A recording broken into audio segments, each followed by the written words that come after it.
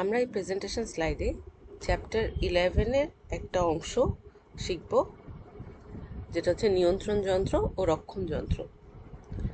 বৈদ্যুতিক শক্তিকে সরবরাহের সাথে সংযোগ ও বিচ্ছিন্ন করতে যে কৌশল প্রয়োগ করা হয় তার নাম নিয়ন্ত্রণ যন্ত্র। নিয়ন্ত্রণ যন্ত্র নামটা থেকে আমরা বুঝতে পারছি এটা দিয়ে নিয়ন্ত্রণ করা যাবে, অর্থাৎ বৈদ্যুতিক শক্তি বা কারেন্ট, বৈদ্যুতিক শক্তি যেটাকে কারেন্ট বলতেছে এখানে, কারেন্টটা সরবরাহের সাথে সংযোগ বা বিচ্ছিন্ন করতে যে কৌশল প্রয়োগ করা হয়, অর্থাৎ যে কৌশলের মাধ্যমে আমি কারেন্টটাকে একবার সংযোগ দিচ্ছি একবার বিচ্ছিন্ন করছি, সেটাই হচ্ছে নিয়ন্ত্রণ যন্ত্র। যার সাহায্যে সার্কিটে কারেন্ট পাঠানো যায় আবার কারেন্ট প্রবাহ বন্ধ করা যায় তাকেই নিয়ন্ত্রণ যন্ত্র বা সুইচ বলে। অর্থাৎ সুইচ এক প্রকার নিয়ন্ত্রণ যন্ত্র। সুইচের সাহায্যে বিদ্যুৎ প্রবাহকে নিয়ন্ত্রণ করা যায়, তাই সুইচ একটি নিয়ন্ত্রণ যন্ত্র। এখন সুইচ সাধারণত দুই প্রকার হয়ে থাকে, আমরা সবাই সুইচ দেখেছি, তো সেই দেখা থেকেই আমরা আন্দাজ করতে পারবো যে এটা দুই প্রকার হতে পারে। প্রথমটা হচ্ছে নাইফ সুইচ, তারপরটা হচ্ছে টাম্বলার সুইচ। নাইফ সুইচ মানে হচ্ছে, নাইফের বাংলা হচ্ছে ছুরি, তো নাইফ সুইচটা দেখতেও কিছুটা ছুরির মতো হবে, তাই এটার নাম নাইফ সুইচ। আর টাম্বলার সুইচ হচ্ছে যেগুলো মানে একবার এদিকে যাবে আরেকবার ওদিকে যাবে, অর্থাৎ মানে যেটা আমাদের নর্মাল সুইচগুলোই হচ্ছে টাম্বলার সুইচ, যেটা আমরা বাসা বাড়িতে ব্যবহার করে থাকি। তো নাইফ সুইচের ভিতরে আছে হচ্ছে এসপিএসটি সুইচ বা single pole single throw switch, SPDT switch single pole double throw switch, DPDT switch double pole double throw, আর ডিপিএসটি সুইচ হচ্ছে double pole single throw switch. তো এই ছবিটা দেখি, এইটা হচ্ছে একটা এসপিএসটি সুইচ, আর দেখো এটা একটা পোল আছে এটার, আর আরেক পাশটা ওপেন আছে। এইটা যখন আমি নিচে নামায় দিব তখন এটা সংযোগ স্থাপন হবে। আর জিনিসটা দেখতে একটা নাইফের মতো বা একটা ছুরির মতো, তাই এটাকে নাইফ সুইচও বলে। আর টাম্বলার সুইচের ভিতরে থাকে push switch, gang switch, one way switch বা গ্রিড সুইচ। তো সেই গ্যাং সুইচ হচ্ছে আমাদের বাসা বাড়িতে যেই সুইচগুলো ব্যবহার করি, যে একটা সুইচ বোর্ডে মানে একের অধিক সুইচ থাকতে পারে বা একের অধিক কম্পোনেন্ট থাকতে পারে, সেটাই হচ্ছে গ্যাং সুইচ। আর গ্রিড সুইচগুলো হচ্ছে চেঞ্জ ওভারের ক্ষেত্রে ব্যবহার করা হয়, বা আমাদের নিচে মেইন সুইচের সাথে যে গ্রিড একটা সুইচ থাকে ওইটাকে গ্রিড সুইচ বলে। তো নিয়ন্ত্রণ যন্ত্র নিয়ে আমাদের আরও দুইটা ভিডিও আছে, সেই ভিডিওর লিঙ্কগুলো আমি ডেসক্রিপশনে দিয়ে দিব। তো আজকে শুধু পড়া হবে রক্ষণ যন্ত্র নিয়ে।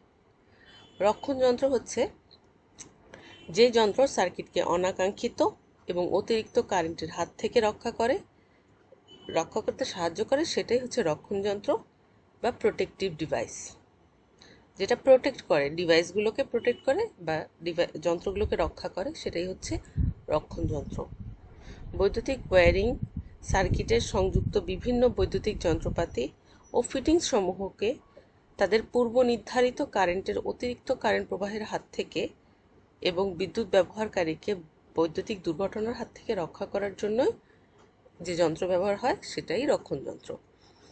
অনেক সময় অনাকাঙ্ক্ষিত বিদ্যুৎ আসতে পারে, যেমন বজ্রপাত যখন হয় তখন আমাদের বলা হয়ে থাকে সাধারণত ভারী ভারী লোডগুলো অফ করে দিতে। ধরেন টিভি চলতে থাকলে টিভি অফ করে দিতে বলে বা ফ্রিজ অফ করে দিই, কারণ অতিরিক্ত কারেন্ট যদি কোনোভাবে আমাদের সরবরাহের সাথে চলে আসে, এই বিদ্যুতের কারেন্টগুলো, এই যে বজ্রপাতের কারেন্টগুলো, তখন এর মাধ্যমে আমাদের যন্ত্রপাতি নষ্ট হতে পারে। তো এইসব ক্ষেত্রে রক্ষণ যন্ত্র কাজে দেয়। এই রক্ষণ যন্ত্রগুলো বা এই প্রোটেক্টিং ডিভাইসগুলো আমাদের অতিরিক্ত কারেন্ট প্রবাহের হাত থেকে রক্ষা করে আমাদের এই ভারী ভারী লোডগুলো, যেমন টিভি, ফ্রিজ বা এসি বা ওভেন, এগুলোকে রক্ষা করে। তাই এটা হচ্ছে রক্ষণ যন্ত্র। তো এইটাই বলতেছে যে অতিরিক্ত কারেন্ট কখন হতে পারে, এরকম হঠাৎ করেই লোড বেড়ে গেল, হঠাৎ করে কারেন্ট বেড়ে যাচ্ছে, বজ্রপাতের কারণেও হতে পারে বা শর্ট সার্কিটের কারণে হতে পারে, তখন অতিরিক্ত কারেন্ট সৃষ্টি হয়। আর এইসব কারণ থেকেই শুধুমাত্র যে যন্ত্রপাতিকে রক্ষা করবে তা না, একটা দুর্ঘটনাও হতে পারে। মানে মানে মানে এটা যেন আমাদের কোনো প্রকারের মানুষকে ক্ষতি না করতে পারে, সেটাও রক্ষা করে। দেখো কি বলেছে, প্রোটেক্টিং ডিভাইস বা রক্ষণ যন্ত্র ব্যবহার না হলে কোনো কারণে অতিরিক্ত কারেন্ট প্রবাহিত হলে সার্কিট বা বৈদ্যুতিক যন্ত্রপাতি গরম হয়ে পুড়ে যায়। এটা পড়ে না হবে, এটা পুড়ে হয়ে যাবে, মানে লেখাটা ভুল হয়েছে, পুড়ে যেতে পারে। তাহলে অতিরিক্ত কারেন্ট প্রবাহের কিছু কারণ আছে। প্রথম কারণটা হচ্ছে শর্ট সার্কিট। যদি কোনো কারণে ফেজ ও নিউট্রাল তার একত্রিত হয় বা ফেজ তার ও আর্থ একত্রিত হয়ে যায় বা ফেজ ও নিউট্রাল ক্যাবেলের ইনসুলেশন নষ্ট হয়ে দুটি পরিবাহী একত্রিত হয়ে যায়, তখন এই তার দুটোর মধ্যে রেজিস্ট্যান্স প্রায় শূন্য হয়, ফলে অসীম কারেন্ট প্রবাহিত হয় এবং এই কারেন্ট যে সার্কিটের ভেতর দিয়ে প্রবাহিত হয় সেটি পুরো ধ্বংস হয়ে যাবে এবং আগুন ছড়িয়ে পড়বে। আচ্ছা, এটা কি? এটার জন্য আগে আমাদের এই ছবিটা দেখতে হবে। আমাদের বাসা বাড়িতেই দেখতে পারবা কি যে বাসার কাছে, যেটা আমাদের মানে গ্রিড, মানে আমাদের বাসার নিচের গ্রিডে এসে ঢুকছে, সেখানে দেখবা সবসময় 4টা তার আছে। তো সেই 4টা তারের ভিতরে প্রথম যে কোনো 3টা তারকে বলে হচ্ছে ফেজ। এই কারণে এটাকে বলে 3 ফেজ।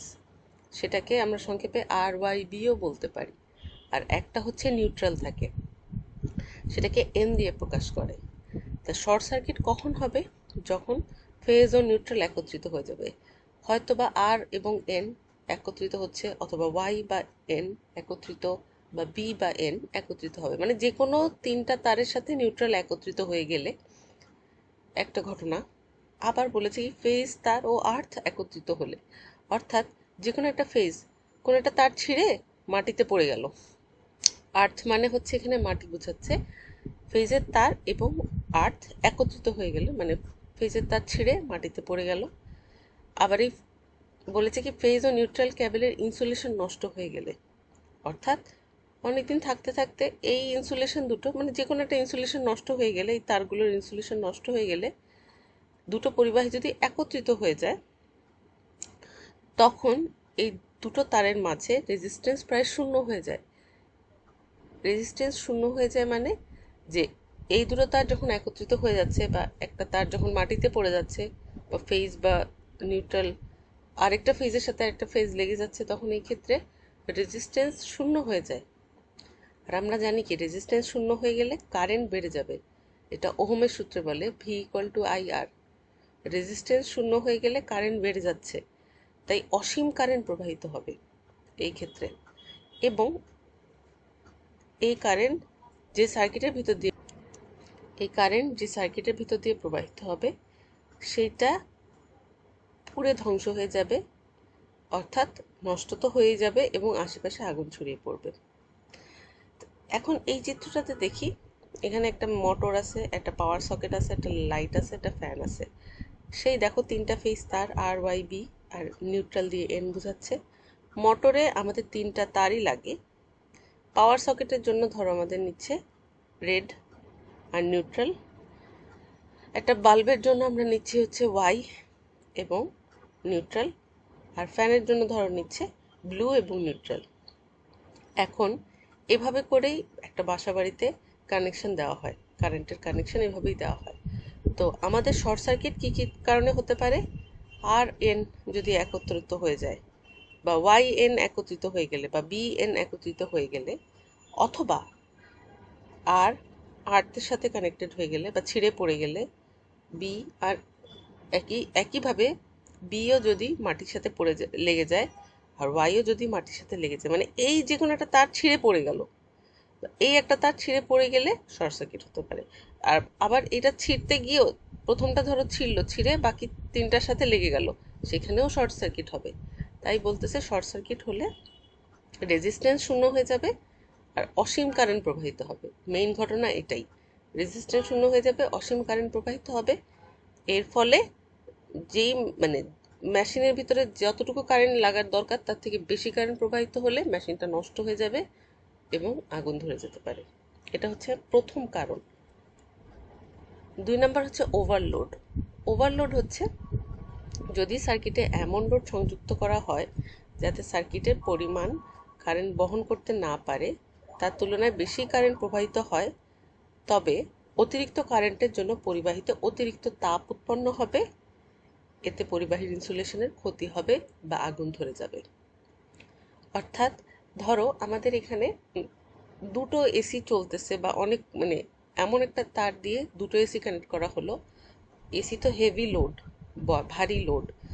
এ দুটো চল একটা লোড দিয়ে একটা তারই কানেক্ট করা হয় এসির, কিন্তু ভুলক্রমে দুটো এসি একটা তার দিয়ে কানেক্ট করা হয়ে গেল। এই ক্ষেত্রে কি হবে, প্রেসার পড়বে, তারের উপর প্রেসার পড়বে, প্রেসার পড়ে আগুন গরম হয়ে যাবে এবং অতিরিক্ত তাপ যখন উৎপন্ন হবে তখন অবশ্যই পরিবাহীর ইনসুলেশনের ক্ষতি হবে, মানে ইনসুলেশনটা গলে যাবে, তখন আগুন সৃষ্টি হয়ে মানে আগুন ধরে যাবে।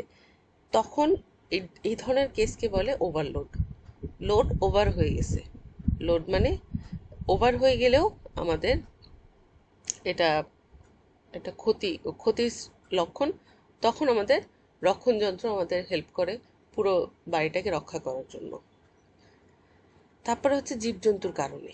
জীবজন্তুর কারণে কি হতে পারে, কোনো মানুষ বা কোনো পশু যদি সরবরাহ লাইনের সাথে সংযোগ স্থাপিত হয়, তবে মানুষ ও জীবজন্তুর শরীর দিয়ে মাত্রা অতিরিক্ত কারেন্ট প্রবাহিত হয়।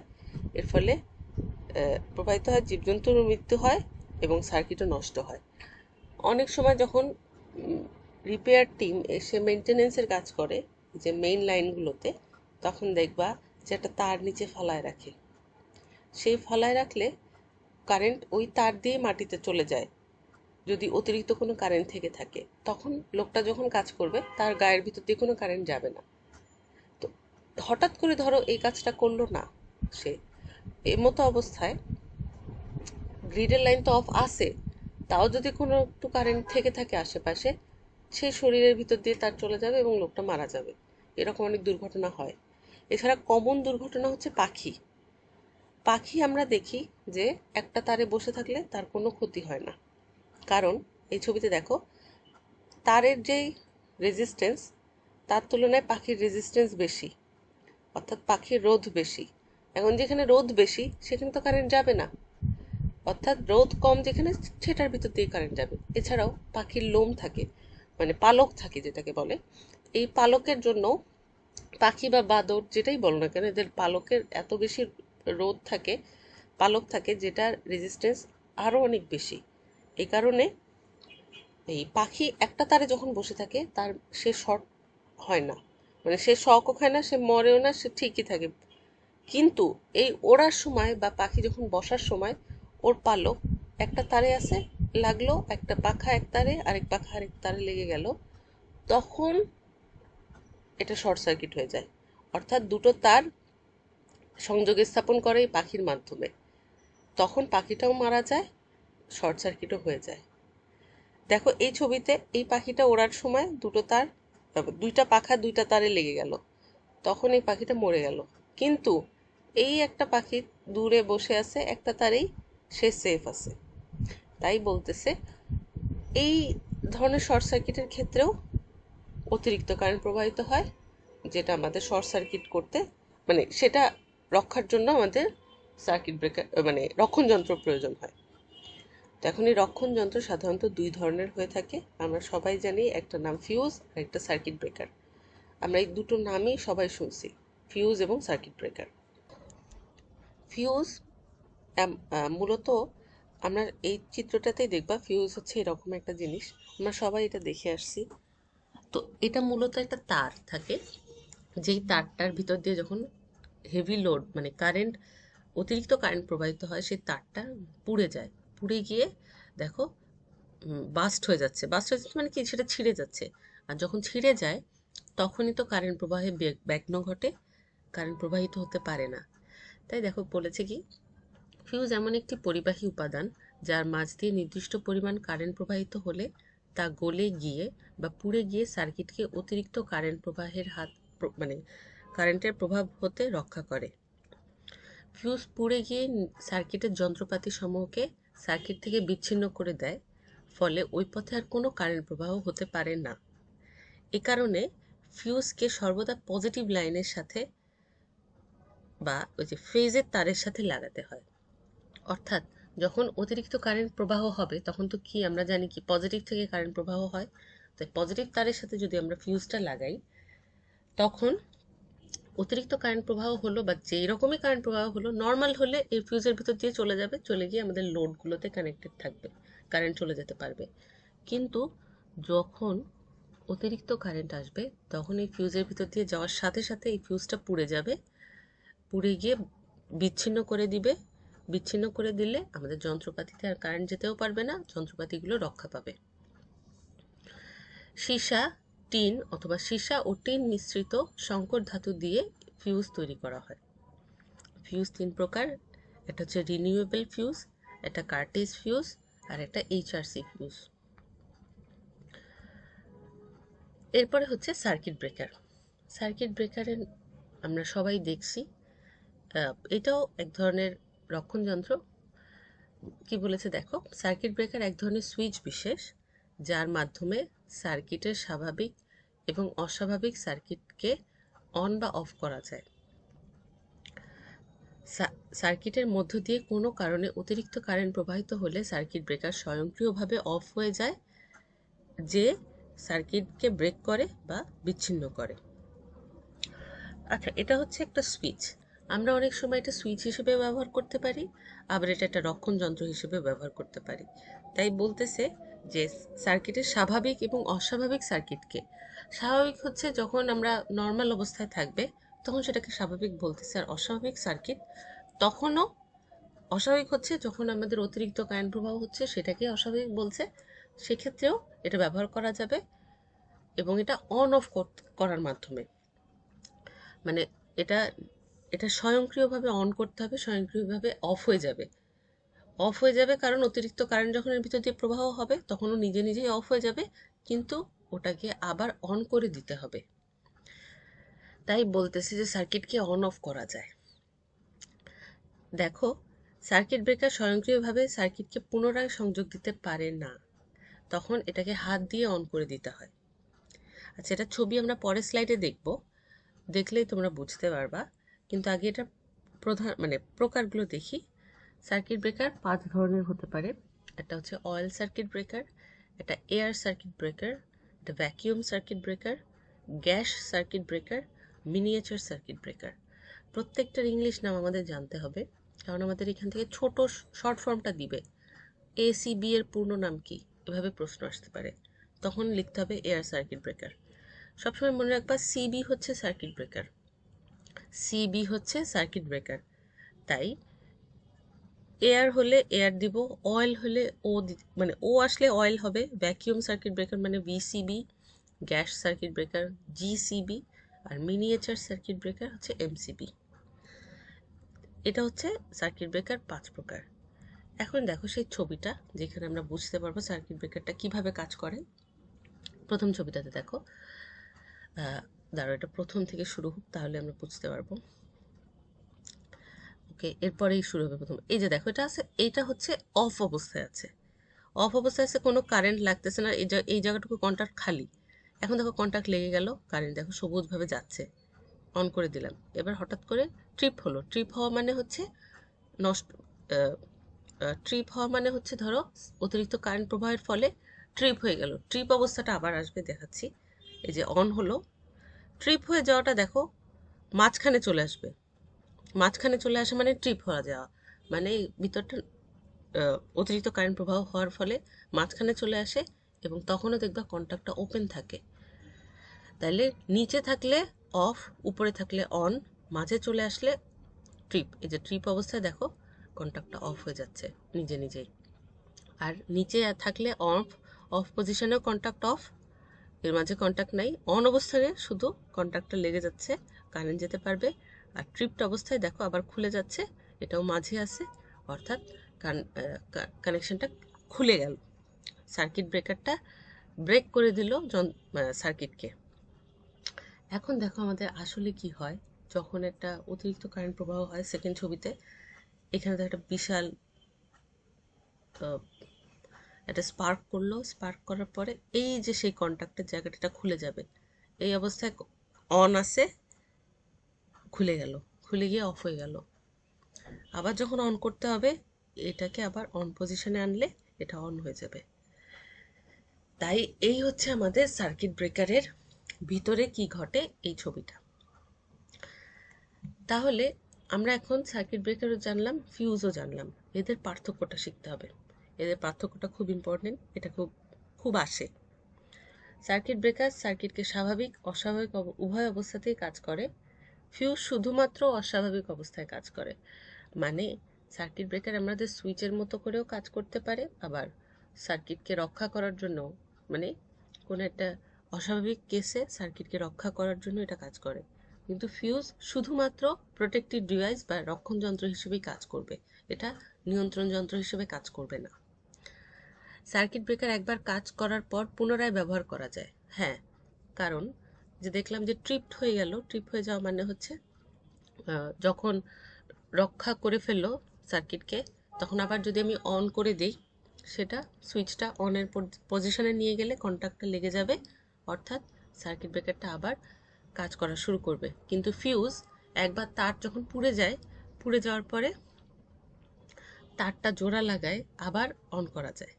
মানে তারটা জোড়া লাগানোর জন্য আবার পুরো জিনিসটাকে খুলে ভিতরে আবার একটা তার লাগায় এটা ব্যবহার করা যায়। এটা সুইচ হিসেবে কাজ করতে পারে সার্কিট ব্রেকার, ফিউজ সুইচ হিসেবে কাজ করতে পারে না।